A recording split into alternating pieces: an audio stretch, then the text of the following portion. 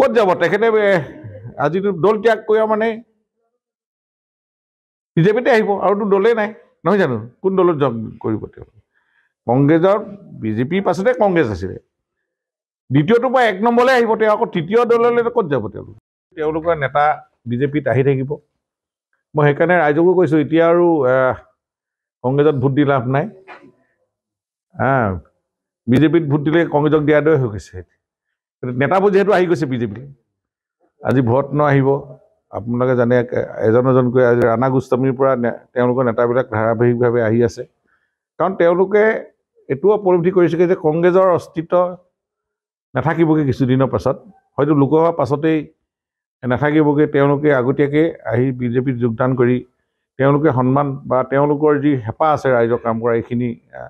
লগত একেলগে সহযোগ কৰিবৰ কাৰণে তেখেতসকল আহিছে আমি আদৰণি জনাইছোঁ সকলো আহক ৰাষ্ট্ৰ নিৰ্মাণ হ'ব লাগে অসম উন্নয়ন হ'ব লাগে উন্নয়নৰ গতি ত্বৰান্বিত কৰিব লাগে আমাৰ মাননীয় মুখ্যমন্ত্ৰীও আহ্বান জনাই আছে কৈছে ভূপেন বৰাও 26 আগে যোগদান কৰিব নিউজত কৈ আছে গতিকে এইটো কোনো অসম্ভৱ নহয় আমি যিটো ছবিখন আমাৰ সন্মুখত দেখি আছোঁ গতিকে এইখিনি আপোনালোক সাংবাদিক বন্ধুসকলে দেখি আছে চকুৰ আগত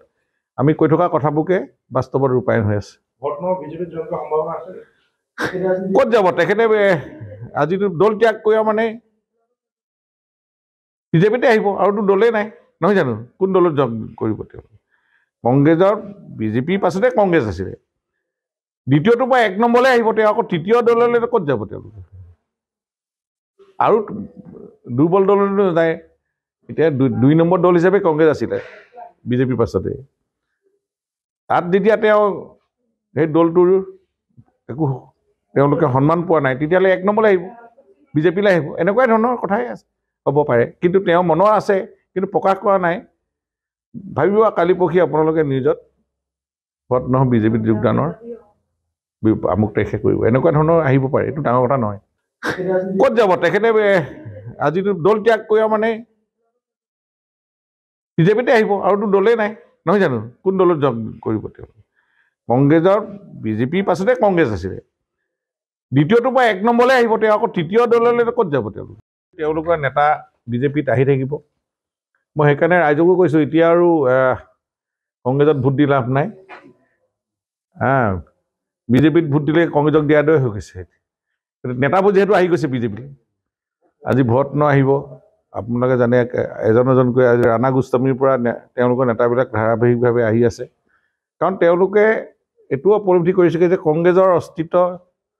নাথাকিবগৈ কিছুদিনৰ পাছত হয়তো লোকসভাৰ পাছতেই নাথাকিবগৈ তেওঁলোকে আগতীয়াকৈ আহি বিজেপিত যোগদান কৰি তেওঁলোকে সন্মান বা তেওঁলোকৰ যি হেঁপাহ আছে ৰাইজৰ কাম কৰা এইখিনি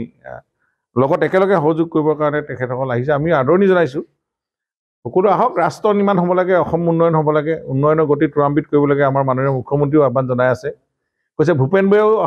26 আগে যোগদান কৰিব নিউজত কৈ আছে গতিকে এইটো কোনো অসম্ভৱ নহয় আমি যিটো ছবিখন আমাৰ সন্মুখত দেখি আছোঁ গতিকে এইখিনি আপোনালোক সাংবাদিক বন্ধুসকলে দেখি আছে চকুৰ আগত আমি কৈ থকা কথাবোৰকে বাস্তৱত ৰূপায়ণ হৈ আছে ক'ত যাব তেখেতে আজি দল ত্যাগ কৰা মানে বিজেপিতে আহিব আৰুতো দলেই নাই নহয় জানো কোন দলত জব কৰিব তেওঁলোক কংগ্ৰেছৰ বিজেপিৰ পাছতে কংগ্ৰেছ আছিলে দ্বিতীয়টো বা এক নম্বৰলৈ আহিব তেওঁ আকৌ তৃতীয় দললৈ ক'ত যাব তেওঁলোকে